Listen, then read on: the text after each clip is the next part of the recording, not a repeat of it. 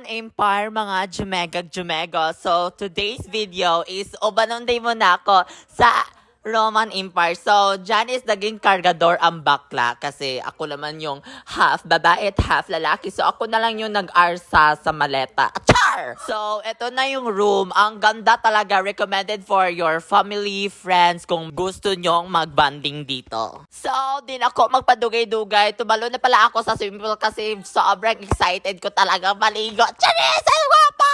At sa sobrang pagka-excited, nalunod ang bakla. So, hindi ko na talaga kailangan mag-vlog ng full video kasi pupunta pa kami sa Musa Restaurant. So, very nice talaga yung pagkain nila. Then, their atmosphere, the views, and the another